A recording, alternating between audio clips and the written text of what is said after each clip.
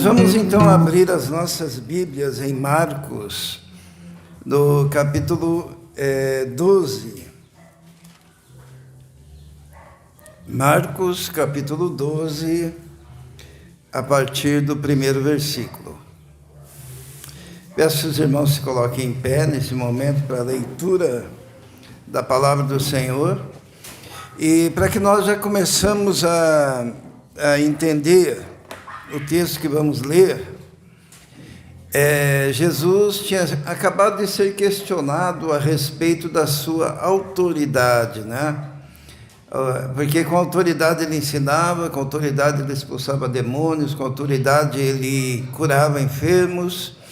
Então os religiosos daquela época, os escribas, os fariseus, os sacerdotes, mestres da lei, uma série de pessoas, todas ligadas à alta cúpula da religião, na época de Jesus, começaram a questioná-lo com que autoridade que ele faria isso.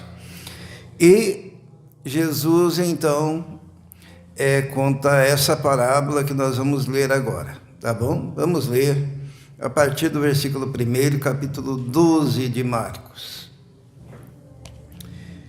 Diz assim: Então Jesus começou a lhes falar por parábolas. Certo homem plantou uma vinha, colocou uma cerca ao redor dela, cavou um tanque para prensar uvas, construiu uma torre. Depois arrendou a vinha a alguns lavradores e foi fazer uma viagem. Na época da colheita, enviou um servo aos lavradores para receber deles parte do fruto da vinha. Mas eles o agarraram, o espancaram e o mandaram embora de mãos vazias. Então enviou-lhes outro servo e lhe bateram na cabeça e humilharam. E enviou ainda outro, o qual mataram. Então enviou muitos outros. Em alguns bateram e outros mataram. Faltava-lhe ainda um para enviar, seu filho amado. Por isso enviou, dizendo: A meu filho respeitarão. Mas os lavradores disseram uns aos outros: Este é o herdeiro, venham, vamos matá-lo e a herança será nossa.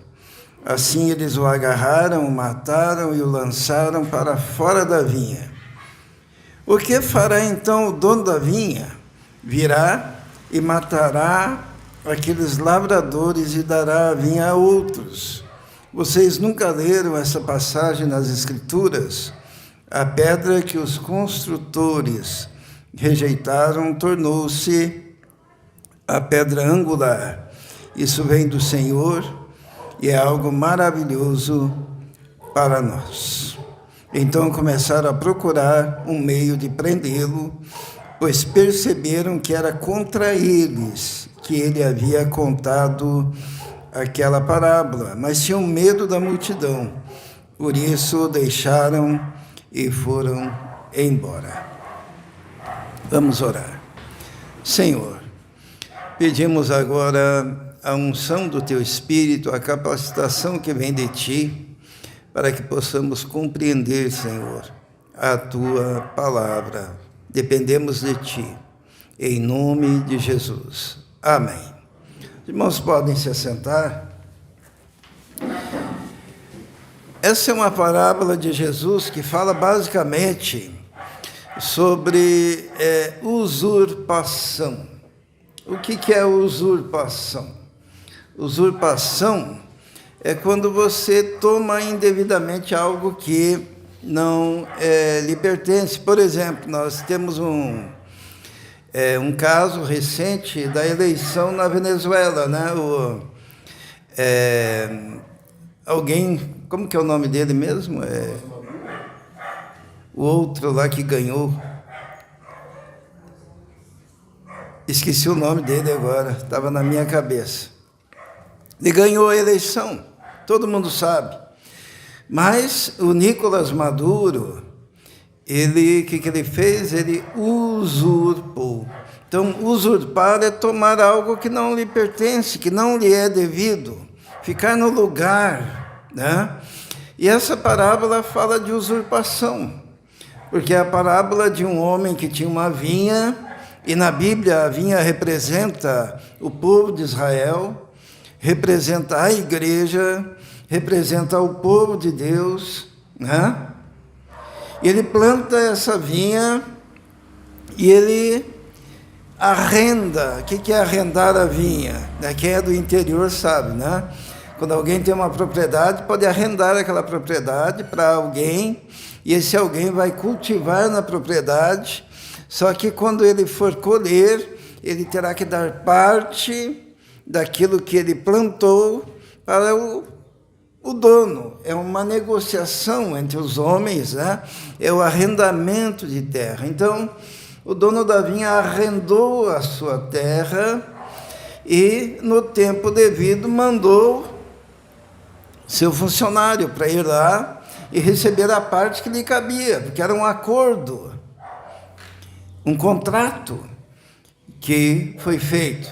Só que daí aqueles caras que arrendaram a vinha, eles resolveram espancar o funcionário do dono da vinha que tinha ido até lá para receber. Daí o dono da vinha mandou mais gente.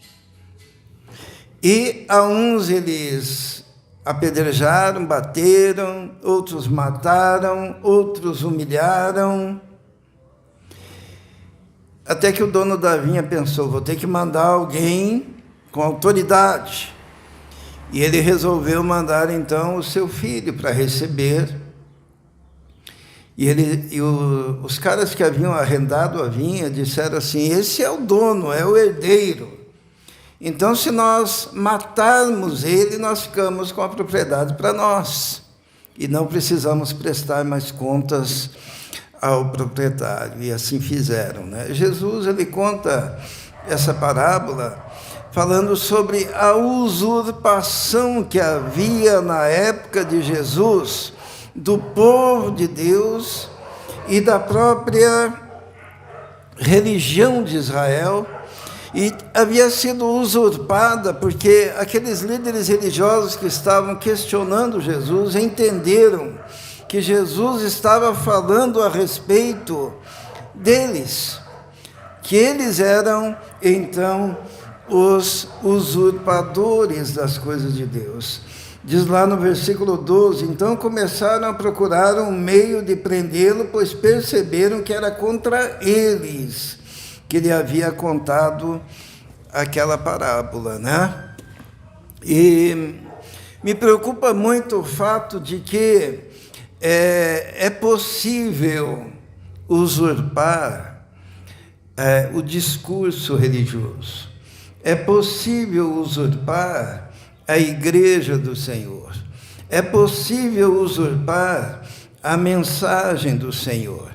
E o que é usurpar? É tomar para si indevidamente e, a partir daquele momento, considerar que todo aquele conteúdo teológico, que todo aquele conteúdo espiritual, que todo aquele conteúdo relacionado à estrutura já não pertence ao dono de direito, mas pertence àqueles que foram colocados como mordomos, como administradores, para cultivar no meio do povo de Deus e para promover o desenvolvimento daquela obra, daquela vinha. Os irmãos estão entendendo? Infelizmente, cremos que isso tem acontecido. Algumas pessoas tomaram posse da igreja do Senhor, né? Isso aconteceu já no passado, muitas vezes, e no presente tem acontecido. Pessoas que se levantam falando em nome da igreja, pessoas que se levantam falando em nome do povo de Deus. E a Bíblia, e Jesus mesmo, quando ele chega, ele percebe que a religião de Israel havia sido usurpada. tomada por homens. E ele conta essa parábola para que nós possamos aprender algo dessa parábola, né? Jesus ele já havia dito isso de outra forma na parábola do reino, né? Se nós abrirmos em Mateus, no capítulo 13, Jesus ele já havia alertado quanto a isso. Mateus, no capítulo 13, depois da parábola do semeador, no versículo 31, Jesus ele fala sobre o reino de Deus, porque Jesus veio estabelecer na terra o reino de Deus. Quando Jesus chega, ele diz: eis que é chegado o reino de Deus, arrependei-vos, porque é chegado o reino.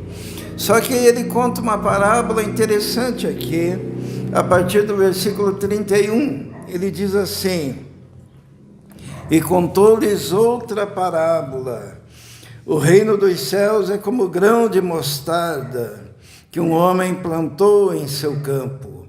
Embora seja a menor de todas as sementes, quando cresce, torna-se a maior das hortaliças e se transforma numa árvore, de modo que as aves dos céus vêm fazer os seus ninhos em seus ramos, né? O que são as aves dos céus, irmãos, sabem? Na parábola anterior, Jesus ele fala sobre isso, né? Diz que o semeador saiu a semear, parte da semente caiu à beira do caminho e vieram o quê? As aves e arrebataram aquela semente, comeram aquela semente. E quando Jesus explica a parábola do semeador, ele diz que é assim, que essas aves dos céus, na parábola, representam os espíritos malignos que vêm e roubam a palavra que foi semeada. Só que nessa outra parábola, ele diz assim que o reino dos céus é como um grão de mostarda que cresce, cresce, cresce e vira uma árvore, e daí as aves dos céus vêm o quê? E faz ali, naquele lugar que representa o reino de Deus, os seus ninhos, e ficam ali alojadas no lugar que deveria ser lugar santo, lugar sagrado, casa de Deus, família de Deus, povo de Deus. Usurpam o espaço, usurpam da autoridade, usurpam do poder, e é o que tem, infelizmente, acontecido. E Jesus, ele denuncia isso, porque todas as vezes que há uma usurpação,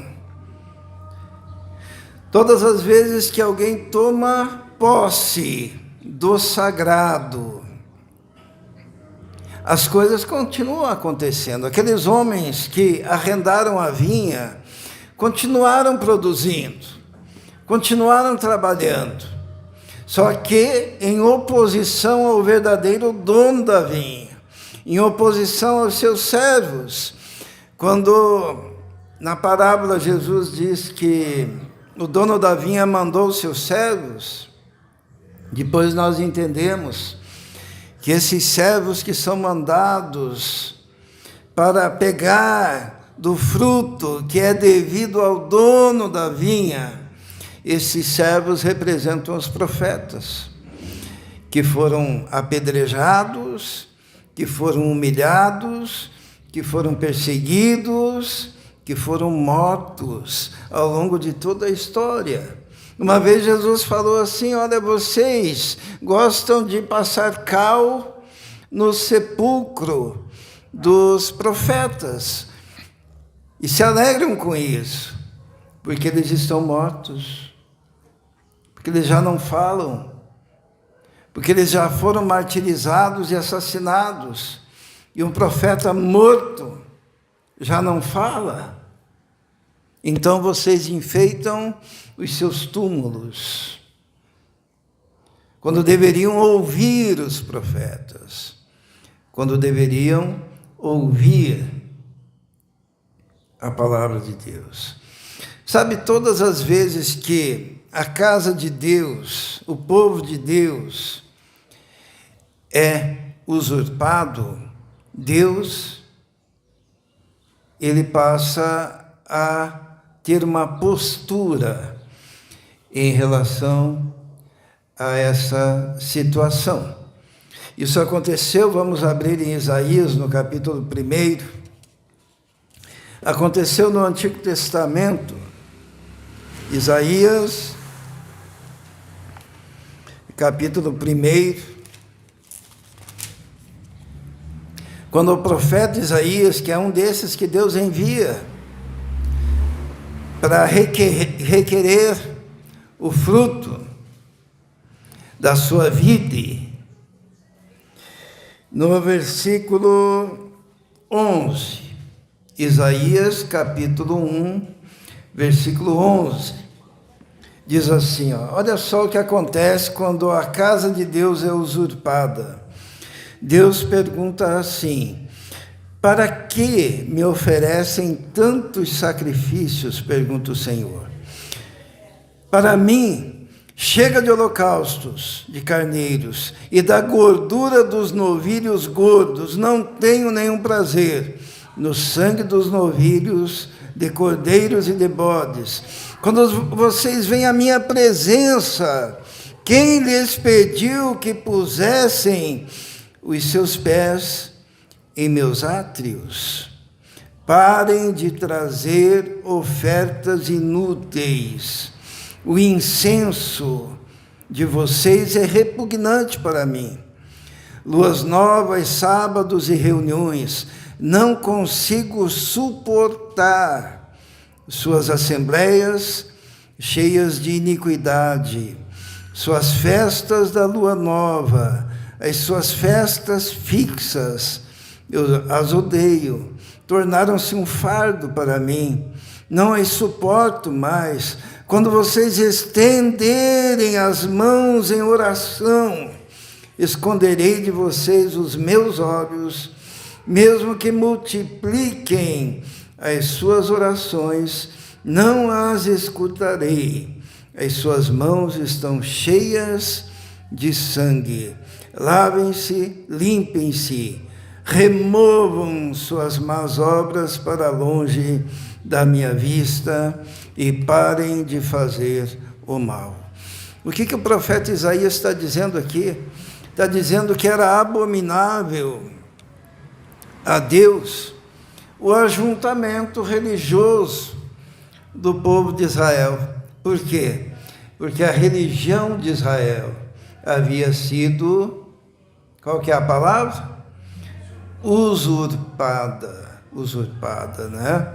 Toda vez que a gente ouve alguém falando em nome de Deus,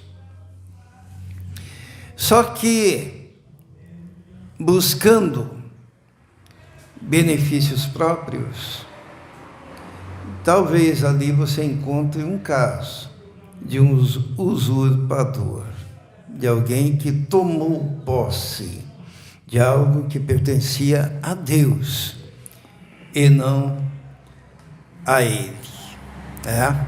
A gente vê hoje em dia isso de muitas formas na igreja. Por exemplo, nós infelizmente temos que falar sobre isso, que existem 2 tipos de pregações hoje em dia que fazem o maior sucesso, tá? Fazem sucesso, eu poderia pregar para fazer sucesso.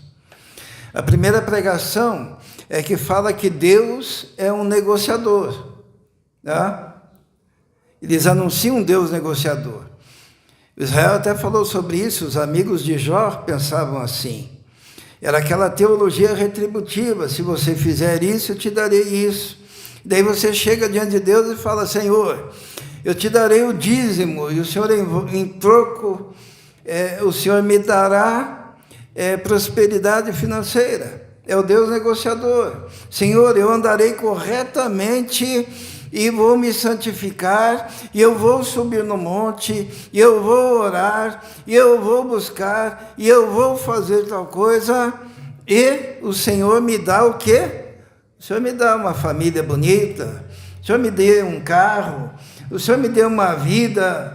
Os irmãos estão entendendo que essa pregação é a pregação para o Deus, que anuncia o Deus de negócios, o Deus da permuta, o Deus da troca, o Deus em que você chega diante dele para negociar o seu futuro, para negociar a sua vida. Mas eu quero dizer que Deus tem ojeriza.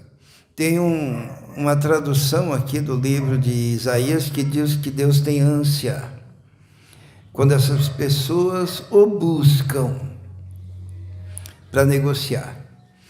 E eu quero dizer aos irmãos que Deus não está disposto a negociar com ninguém.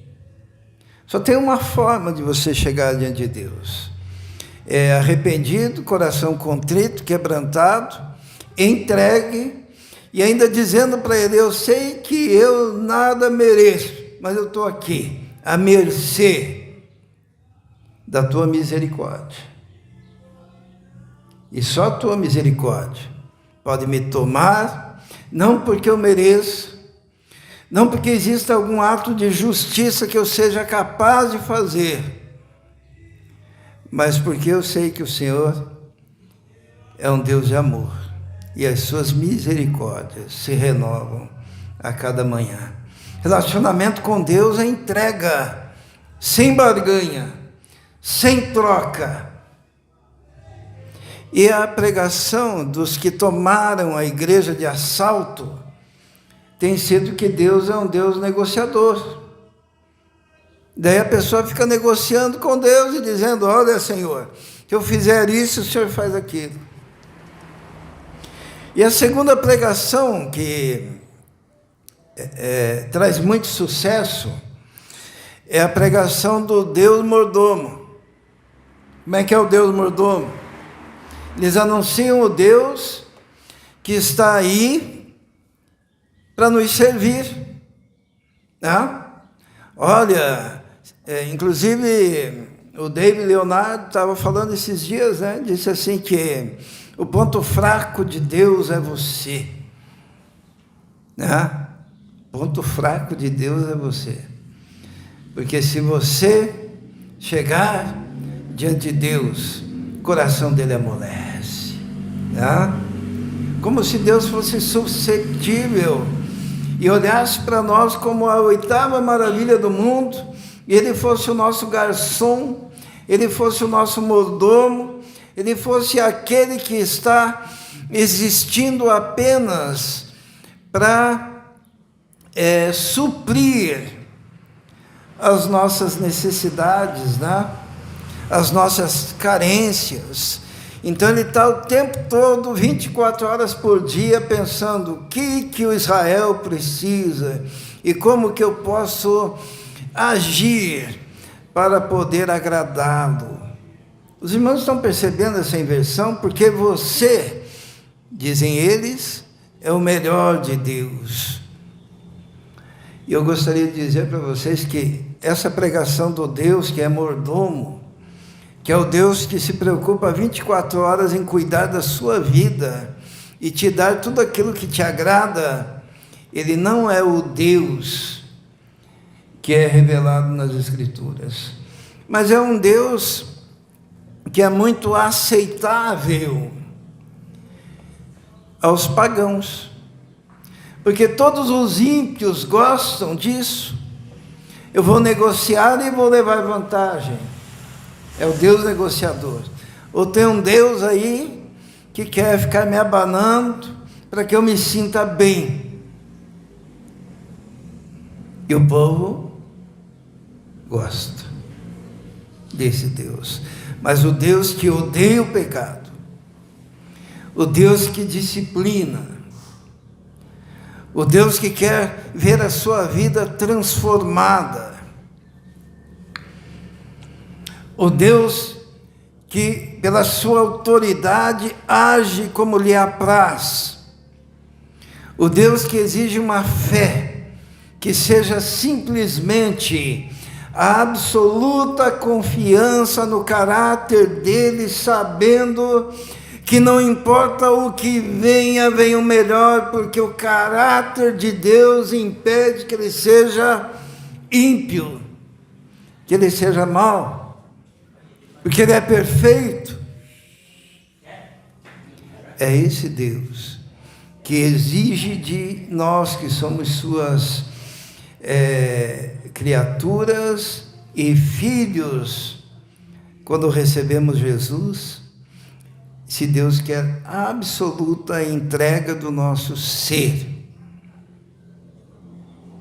Ele não é mordomo, e ele não é um negociante contigo, porque você não teria condições de negociar com Deus, porque você não tem nada para oferecer, e a única coisa que ele aceita é tudo que você é, porque ele entregou o próprio Filho por você. Ele entregou o que ele tinha de mais precioso para te resgatar, e ele quer que você chegue para ele sem negociar e sem imaginar que ele é teu mordomo, porque na verdade é uma inversão, né? Quem que é mordomo de Cristo mesmo? Todos nós é que somos. Nós somos, a palavra mordomo significa administrador. Nós somos administradores de tudo aquilo que ele nos dá. E um dia prestaremos conta da nossa administração, da nossa mordomia, o que nós fizemos da nossa vida, o que nós fizemos do nosso tempo, o que nós fizemos do nosso talento, o que nós fizemos do nosso dinheiro, o que nós fizemos das oportunidades que ele nos permitiu ter. Deus abomina esse tipo de usurpação. A segunda usurpação que nós encontramos na Bíblia é a usurpação da palavra de Deus. Quando pegam a palavra de Deus e pegam para si, para usar a palavra de Deus em benefício próprio. Sabe quando Israel pegou e disse assim: vamos ouvir a palavra de Deus, daí eu me levantei ali para pregar. Que temor e tremor em dizer, assim diz o Senhor, em dizer que essa palavra é palavra de Deus, que deve ser ouvida com reverência. Mas quando alguém usurpa a palavra de Deus, daí fica fácil, né? Foi muito interessante a passagem de ano, porque começaram a profetizar, né? Eu profetizo prosperidade para 2025, e tudo de bom vai acontecer, e vai ser alegria, e vai ter dinheiro. Deus falou isso? O que é um profeta? O que é um profeta? Profeta, popularmente, se entende que é um cara que prevê o futuro, né? Não é verdade. Isso daí é evidente, isso é adivinho. O profeta é aquele que repete o que Deus disse. Por isso que eu não gosto daquela canção: sobre tua vida vou profetizar, nenhuma maldição. Não é profecia, irmãos, isso é um desejo, né? Você pode dizer para alguém assim: ó, eu desejo que nada de mal te aconteça, e ora por isso. Mas quando você diz que é uma profecia, o que você está dizendo?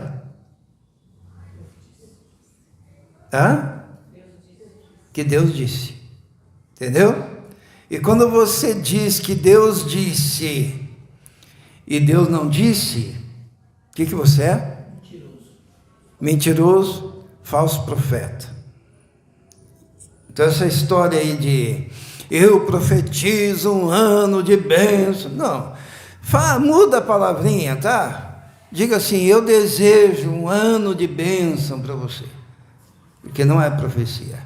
E uma das coisas que tem sido usurpado é a palavra de Deus. E nós vamos ver um exemplo disso no Velho Testamento, em Ezequiel. Vamos abrir lá em Ezequiel, no capítulo 13, quando homens usurparam a palavra de Deus, né? Ezequiel, todo mundo encontrou? No capítulo 13, usurpação da palavra de Deus.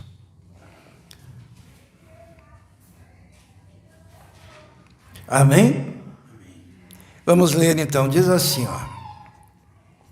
A palavra do Senhor veio a mim, disse ele, filho do homem, profetize contra os profetas de Israel, que estão profetizando agora. Diga àqueles que estão profetizando pela sua própria imaginação. Ouçam a palavra do Senhor. A primeira coisa aqui que Deus fala para o profeta Ezequiel é profetiza contra o profeta de Israel. E diz assim, vocês que estão profetizando, o que vem aonde? Na sua própria imaginação. Assim é fácil profetizar, né? Porque você imagina algo, você deseja algo, você constrói algo na sua mente, no seu cérebro, e diz, assim diz o Senhor. E Deus diz assim, olha, esses caras estão profetizando aquilo que é fruto da sua própria imaginação, usurpando a minha palavra, e dizendo coisas que eu nunca nem sequer pensei em dizer. Olha o versículo 3. Assim diz o soberano Senhor, ai dos profetas ímpios ou tolos, uma tradução é tolos, tá? Que seguem o seu próprio espírito e não viram nada. É terrível, né?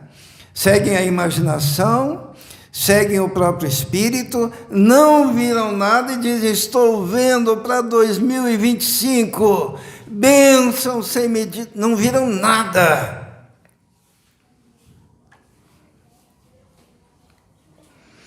Versículo 4, seus profetas, ó Israel, são como chacais no meio das ruínas.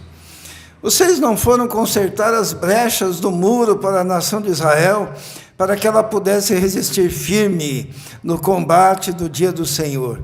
Suas visões são falsas, suas adivinhações, mentira. Dizem a palavra do Senhor quando o Senhor não os enviou. Contudo, esperam que as suas palavras se cumpram. Isso é o pior, né?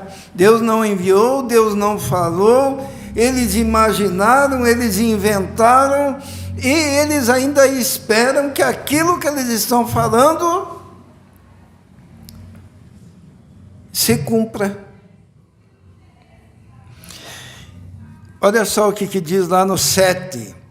Acaso vocês não tiveram visões falsas e não pronunciaram adivinhações mentirosas, quando disseram, palavra do Senhor, sendo que eu não falei?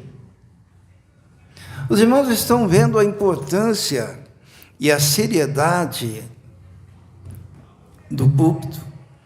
Agora, quando os púlpitos são usurpados por falsos profetas, eles mandam, vamos profetizar uns sobre os outros, vamos profetizar prosperidade, vamos profetizar para esse ano, vamos profetizar sobre esse bairro.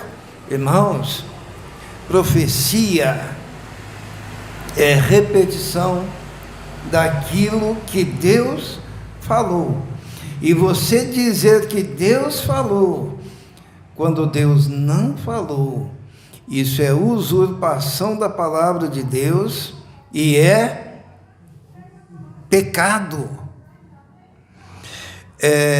Vamos ler o 8 ainda, diz assim: portanto, assim diz o soberano, o Senhor, por causa das suas palavras falsas e das suas visões mentirosas, estou contra vocês. Palavras do soberano Senhor.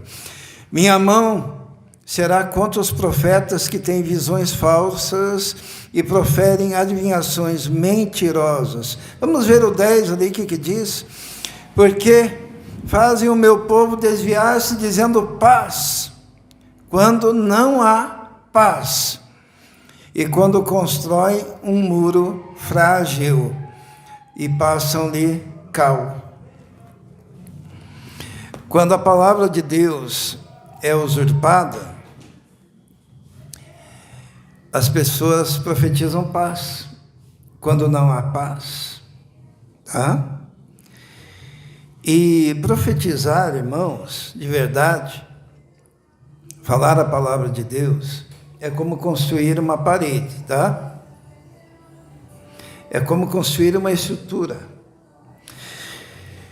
E o profeta, que Deus está falando ao profeta, que aqueles profetas que falavam paz quando não tinha paz, falavam coisas da sua imaginação, eles estavam apenas passando cal numa parede fraca e podre. Porque você pode ter uma estrutura assim bonita, né? Se você passar cal, pintar, deixar a coisa mais linda do mundo. Mas se a parede for fraca, o que vai acontecer? Vai cair. Vai cair. Pode demorar um pouquinho, mas vai manifestar a sua podridão e a sua fraqueza. E quando usurpam a igreja do Senhor, quando usurpam a palavra do Senhor,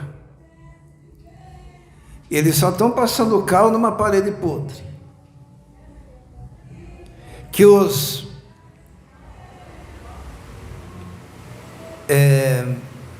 que eu poderia dizer? Os incautos acham bonito, choram, ai, que parede bonita, ai, que coisa mais linda. E Deus está olhando, vai cair. E sabe por que vai cair? Vamos ler mais um pouquinho, versículo 13. Por isso assim diz o soberano Senhor, na minha ira permitirei o estouro de um vento violento, e na minha indignação chuva de pedra, e um aguaceiro torrencial, cairão com ímpeto destruidor.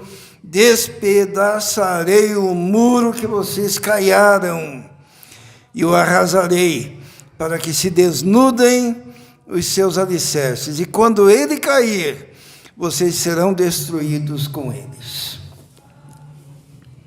Por isso que a gente não mede aquilo que pertence a Deus pela beleza. Como é que você pode saber que uma profecia é verdadeira? É bem simples, eu vou ensinar os irmãos. Ela está aqui. Se não tiver aqui, é falsa. E por isso que nós temos que ser especialistas em Bíblia, palavra de Deus. Então, a vinha que foi usurpada representa a igreja, o povo de Deus, roubado, usurpado, representa a palavra de Deus, com falsos profetas dizendo assim diz o Senhor, quando Deus não disse, palavra usurpada. Mas tem mais uma coisa que foi roubada, irmãos, usurpada indevidamente. E eu quero convidar, para encerrarmos, que nós leiamos Miqueias capítulo 5. Eu achava que era Amós, mas é Miqueias que eu anotei.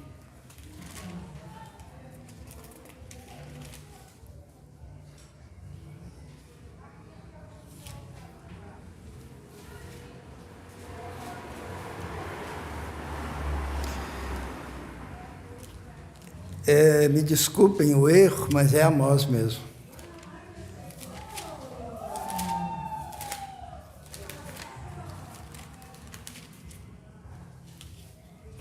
No capítulo 5, versículo Amós 5, 21.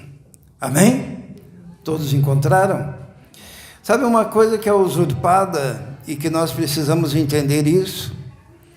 É o ministério de louvor. O que é usurpar o ministério de louvor? É a mesma coisa de usurpar a igreja, a liderança da igreja, usurpar a palavra de Deus, mas também existe a possibilidade de usurpar a música, o louvor. E quando ela é usurpada, nós vamos ler ali a partir do versículo 21. Olha o que diz lá em Amós 5, 21. Eu odeio. Quem que está falando aqui? Deus. O que ele faz? Ele odeia. Então esse culto prestado é odioso. Eu odeio. E desprezo. Então esse culto falado aqui é desprezível. Eu odeio e desprezo as suas festas religiosas. Tá? Não suporto. Então, o culto aos olhos de Deus, esse culto aqui seria o quê? Insuportável. Então, nós encontramos aqui 3 coisas. Eu odeio, o culto é odioso. Eu desprezo, o culto é desprezível. Eu não suporto, o culto é insuportável. Que tipo de culto que é assim aos olhos de Deus? Vamos ver ali no versículo 22. Mesmo que vocês me tragam holocaustos e ofertas de cereais, isso não me agradará. O culto, então, é desagradável. Não agrada, mesmo que me tragam as melhores ofertas de comunhão, não darei a menor atenção a elas. E daí olha o que diz o versículo 23, afastem de mim, o quê? O barulho, o estrépito dos seus louvores, das suas canções. Olha o que diz assim, ó. Afastem de mim o barulho das suas músicas. A música das suas liras.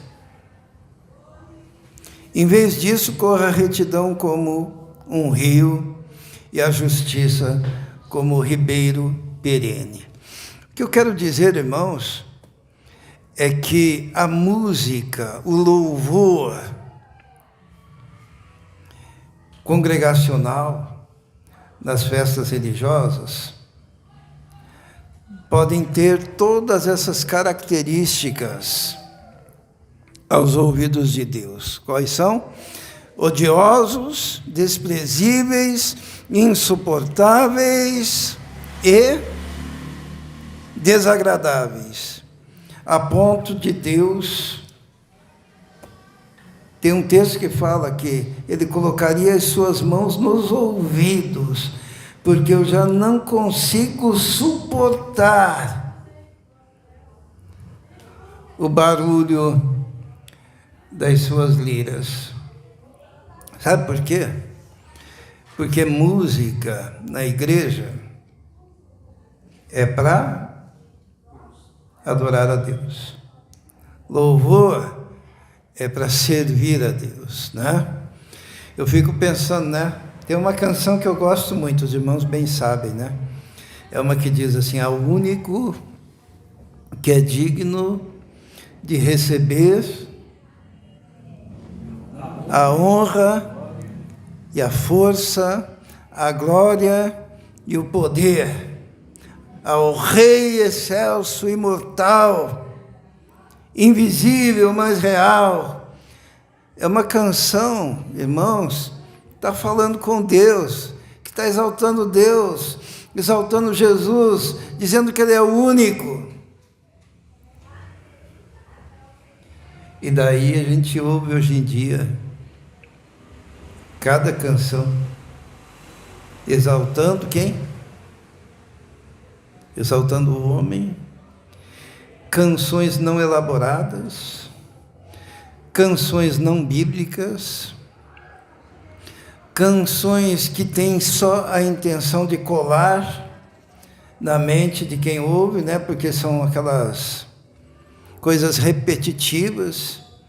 Você repete 800 vezes o mesmo refrão e vai repetindo, repetindo, como se for um mantra hindu. E é muito dolorido para mim participar de cultos em que toda a congregação fica 10, 15, 20 minutos repetindo e fazendo um mantra, que é uma prática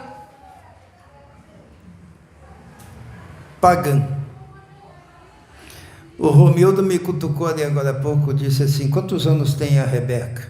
Eu falei: 21, acertei?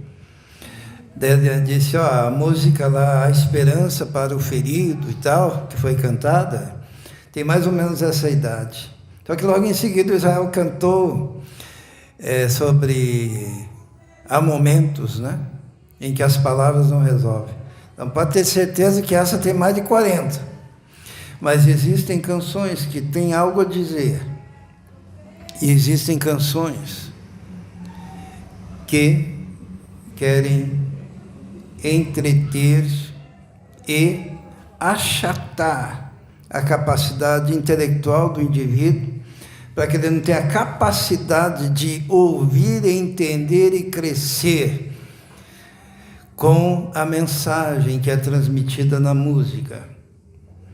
Quando os reformadores começaram a fazer os seus hinos, né? Martinho Lutero tem muitos hinos, João Calvino tem uma enormidade de hinos. A maioria dos grandes reformadores eram especialistas em fazer música. E sabe qual era a intenção? Ensinar a doutrina através da música, através dos hinos, através dos louvores, porque tinha que ter conteúdo bíblico, teológico, espiritual. Não era um mantra. Era adoração a Deus. Quando o louvor é usurpado, ele é feito à moda humana. E ele é feito seguindo os parâmetros da modernidade. Quando, na verdade, a música, ela deve ser resultado daquela comunhão de intimidade com Deus, como era com Davi, como era com os filhos de Asaf, como era com o próprio Asaf, como foi com Emã, que fez um dos mais belos salmos da Bíblia, quando ele estava naquele processo de degeneração física, onde ele mal conseguia cantar, porque ele estava se paralisando totalmente devido a uma enfermidade terrível, e naquela condição ele escreveu aquele salmo adorando o seu Criador e sabendo que em breve ele estaria com o seu Criador, liberto daquela degeneração física momentânea, mas que não diminuía em nada a sua adoração ao soberano Senhor. Os irmãos entendem a parábola? O Senhor plantou uma vinha e deu para que a gente administrasse. Só que vem lá para requerer de nós. o fruto da vinha. Nós precisamos entender que a vinha não é nossa. Nós somos administradores, submissos ao Senhor, proprietário dessa vinha. Amém? Vamos orar. Senhor, sabemos que às vezes é difícil falar sobre temas assim que são mais pesados, mas devemos dizer, assim diz o Senhor, sem usurpar a tua palavra, mas falando aquilo que o Senhor quer que seja dito. Pedimos então a bênção para que possamos compreender e que nós nunca caiamos, ó Deus, nestes equívocos, nesses erros. Possamos sempre reconhecer que o povo é teu, que a igreja é sua, que o louvor é para o Senhor e que a palavra é palavra do Senhor e que nós somos apenas instrumentos, ó Deus, nas tuas mãos. Abençoe o teu povo, abençoe a tua igreja, em nome de Jesus. Amém.